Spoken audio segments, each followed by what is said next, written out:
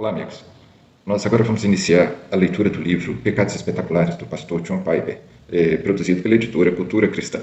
E lendo esse livro, fazendo os comentários, e você que está assistindo o vídeo poderá deixar suas perguntas aqui também no vídeo, e seus comentários. E ao longo do tempo nós vamos interagindo e eu vou respondendo aquelas perguntas que forem possíveis. Pecados espetaculares, eles sempre ocorreram na história da humanidade, nos marcaram bastante. Alguns deles nos apavoraram, nos assustaram, e muitos de nós nos perguntamos, mas por que aconteceu isso? Alguns pecados foram verdadeiramente aterradores. E o maior de todos os pecados foi a morte, o assassinato do nosso Senhor. E nós vamos ler um texto para dar introdução nesse trabalho, que está no Evangelho de João, capítulo 19, dos versículos 10 a 16. Leamos o texto. Então Pilatos o advertiu, não me respondes? Não sabes que tenho autoridade para te soltar e autoridade para te crucificar? Respondeu Jesus, nenhuma autoridade teria sobre mim se de cima não te fosse dada. Por isso, quem me entregou a ti, maior pecado tem. A partir deste momento, Pilatos procura soltá-lo, mas os judeus clamavam, se soltas a este, não és amigo de César. Todo aquele que se faz rei é contra César. Ouvindo Pilatos estas palavras, trouxe Jesus para fora e sentou-se no tribunal, no lugar chamado Pavimento, no hebraico Gabatá. E era pareceve pascal cerca da hora sexta. E disse aos judeus, eis aqui o vosso rei. Eles, porém, responderam, fora, fora, crucifica-o. Disse-lhes Pilato, hei de crucificar o vosso rei? Responderam os principais sacerdotes, não temos rei, senão César. Então Pilatos o entregou para ser crucificado.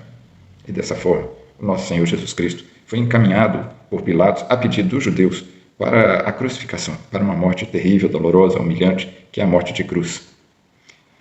O pastor John Piper, neste livro, ele vem nos alertar sobre um fato muito relevante e atual. Os tempos estão mudando e nós precisamos estar atentos a isso. Nós observamos nesse pecado da morte de Cristo que o mal ele tentou destruir a glória do Senhor, mas na verdade ele acabou sendo usado por Deus para exatamente glorificar o Filho de Deus. Então, nessa condição, o mal, ele mesmo foi o algoz do mal, o algoz de si mesmo. É como se ele tivesse cometido suicídio, porque na sua tentativa de destruir o Cristo, o Senhor, o Filho de Deus, ele o exaltou, ele o glorificou, porque Jesus, ao ser morto, venceu a morte e trouxe a todos aqueles a quem o Pai escolheu a vida eterna, a liberdade. E o mal, então, ele não prevaleceu e nunca vai prevalecer. Mas aí alguém pode perguntar, Oscar, mas o que é o mal? É uma coisa muito vaga, muito difícil de a gente definir. Então a gente pode definir esse conceito de mal como sendo tudo aquilo que atenta contra a glória de Deus, tudo aquilo que vai contra a glória de Deus, tudo aquilo que se opõe à glória de Deus. Isso é o mal. E no mal, o pecado dos judeus e de Roma, no caso, na ocasião, tentavam destruir a Cristo, o Filho de Deus, o nosso Redentor. Mas quando isso aconteceu, eles na verdade se viram sendo úteis aos propósitos de Deus. Eles na verdade foram usados por Deus para a realização desta providência salvífica que é a cruz do nosso Senhor. O autor então ele nos exorta, presta atenção nos tempos. As coisas são diferentes hoje. Nós precisamos olhar para o contexto, para a história, para a realidade e para o futuro também com um olhar diferente. Porque nós aqui que vivemos no ocidente do planeta, nas Américas ou Europa, vivemos uma realidade do cristianismo diferente daquilo que deveria ser ou que é em outros locais. Há uma perseguição muito grande, muito severa. E nós aqui, por esse hábito, por esse ambiente pacífico em que vivemos, nós temos práticas equivocadas. Nós estamos num mundo muito benigno e a nossa busca por Deus é uma busca seletiva, é uma busca por conforto, é uma busca por segurança, é uma busca por satisfação das nossas necessidades. Então ela deixa de ser uma busca ansiosa, sedenta, faminta, urgente. Nós somos hoje, aqui no Ocidente, os cristãos, como que soldados de um exército sem guerra há muito tempo, que têm realizado trabalhos de beneficência e perderam a prática da luta, o hábito de uso das armas de guerra. Nós estamos, no mínimo, distraídos aqui no Ocidente. O pastor John Piper, ele alerta para o fato de que os tempos estão mudando muito rapidamente. E ele chama atenção para uma geração que nasceu após a Segunda Guerra Mundial. Logo após a Segunda Guerra Mundial, ainda que tenha havido a Guerra Fria, houve um período mais calmo para o cristianismo no Ocidente. Então, nessa visão, não a visão política e econômica do mundo, mas na visão da vida espiritual da igreja no Ocidente, havia tranquilidade aqui entre nós. Então, havia liberdade de culto, havia famílias estruturadas, pessoas educadas na educação cristã. E esse tempo dessa vida pacífica que durou ali a década de 50, a década de 60 e parte da década de 70, esse tempo ele está ficando na história. E hoje em dia a gente vê que os tempos parece que estão mais acelerados, a vida está mais curta, e a conclusão que nós, dessa geração, temos é que nós estamos morrendo, de fato estamos morrendo, não só porque essa realidade está morrendo, como também nós já estamos velhos. E o principal problema é que a geração jovem atual, ela não consegue perceber a realidade do mundo da mesma forma com que nós, mais velhos, percebemos. Nós não conseguimos comunicar essa realidade para os nossos filhos, para os nossos netos. Então a gente fica um pouco preocupado, ansioso e até assustado. Antes, entre nós aqui, a vida era tranquila. Hoje nós já começamos a perceber muitas pessoas que se opõem à palavra de Deus, que se opõem abertamente ao Evangelho. Essas pessoas que antigamente nós ouvimos falar que estavam no Oriente, nos países muçulmanos, e que ali havia perseguição, restrição à palavra de Deus, de repente hoje percebemos que elas estão nos rodeando. Essas pessoas estão cada vez mais perto e o mundo também parece que está cada vez menor. O advento da internet, ela tem facilitado essa globalização dos hábitos, dos costumes, das informações e até das ideias.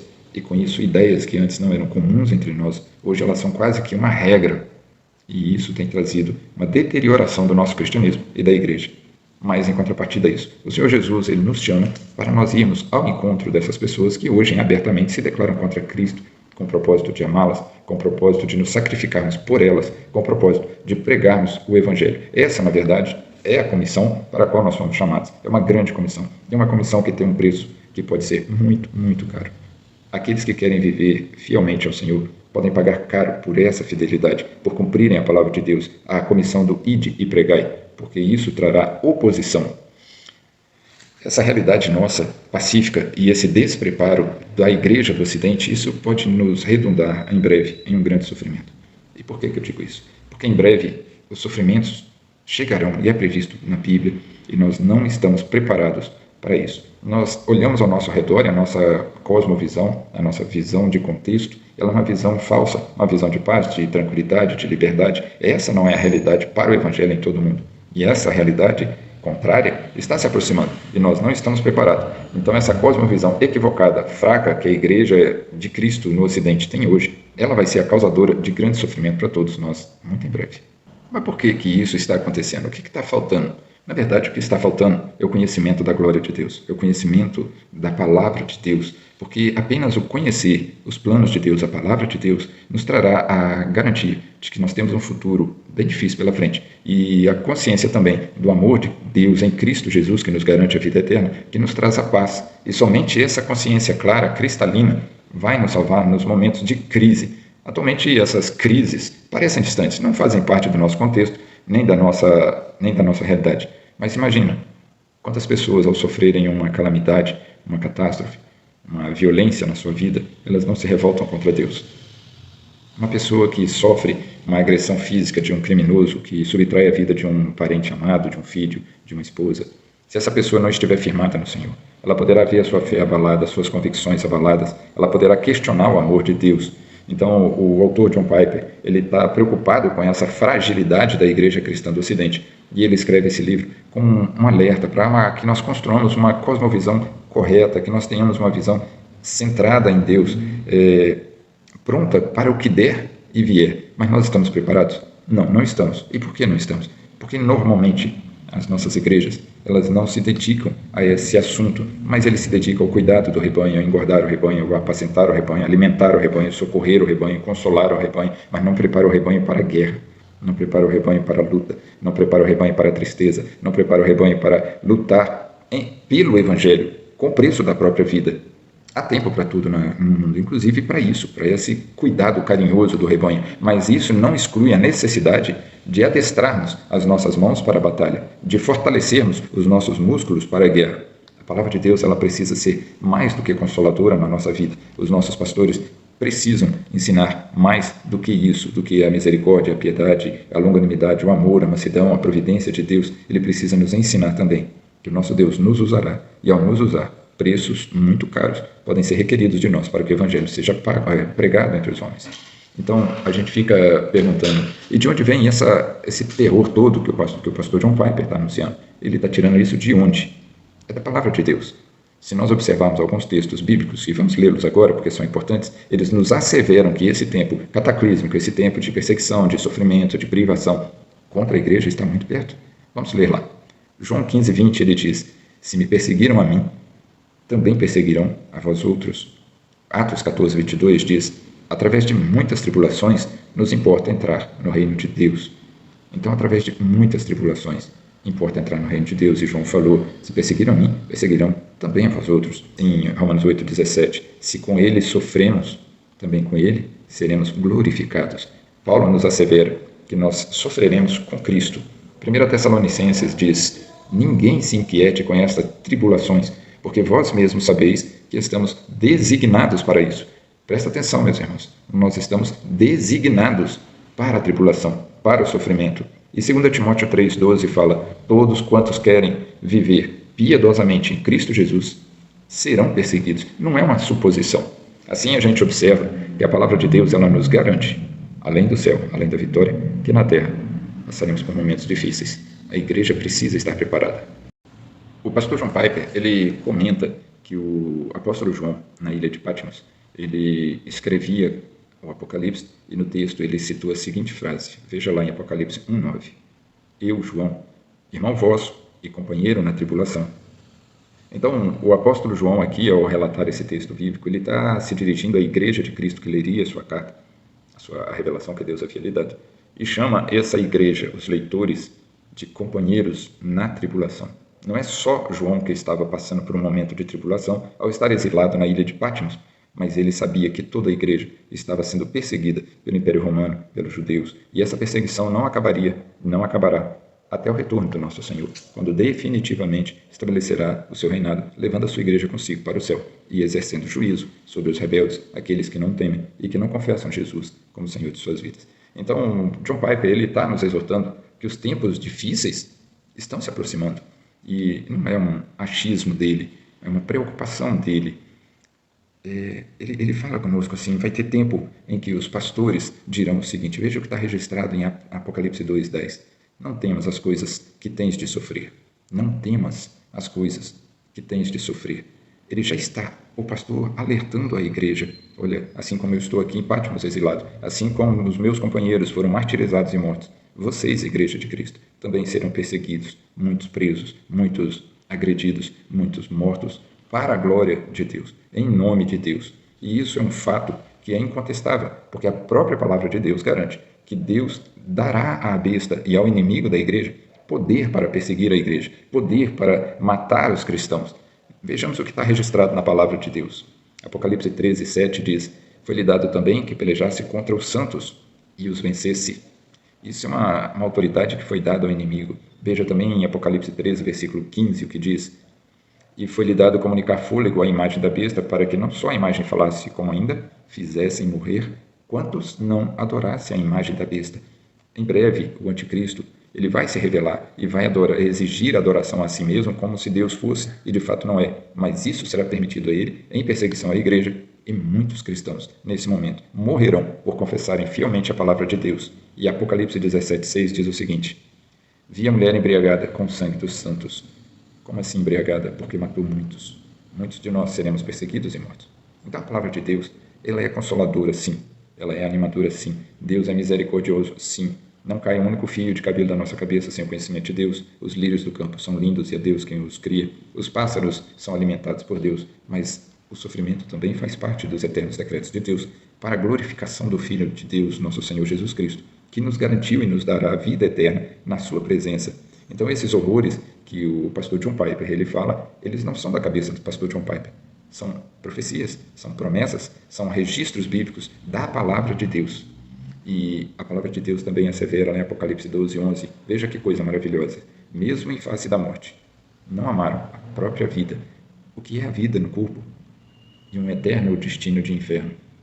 Melhor é morrer para este mundo e viver para Cristo. E é isso que o Senhor nos chama. Abandone este mundo. Não se apegue a ele, não tenha amor a ele, não se dedique a ele, mas dedique-se a servir ao Senhor neste mundo, a conhecer ao Senhor, a glorificar ao Senhor neste mundo. O pastor John Piper, ele fala que o fato de hoje nós não sentimos necessidade dessa urgência da palavra de Deus, que nos fortalece para esse tempo de calamidade, não deve ser motivo para que os servos de Deus, os pastores de Deus, se calem, antes pelo contrário. É urgente que os pastores de Deus nos preparem agora em tempos pacíficos para os tempos de guerra. Essas nossas necessidades atuais, que são necessidades comuns do alimento, do abrigo, do amor, dos cuidados, essas necessidades vão mudar. Hoje, o que é relevante e importante para mim, amanhã não vai ter valor nenhum. A gente percebe isso claramente em momentos de crise, quando alguns prazeres pequenos, mas que são prazeres, de repente, no momento de crise de nossas vidas, e todos nós já passamos por momentos de crise, eles deixam de ser relevantes. Alguém que está passando por um momento de dor extrema, de repente ele não quer um lanche, ele não quer um cinema, ele não quer um passeio, ele quer um analgésico, ele quer um anestésico, ele quer uma cirurgia, ele quer uma injeção, ele quer um remédio que lhe tire o sofrimento. E isso é o que vai acontecer muito em breve. E o pastor que conseguir realizar essa missão de ensinar a igreja, de preparar a igreja, será bem sucedido, estará feliz por ter conseguido. Então, nós hoje não estamos preparados. E o objetivo do autor John Piper, com este livro, Pecados Espetaculares, é dar um alerta para a igreja. Olha, presta atenção. Olha em volta. Olha os tempos. Olha o mundo.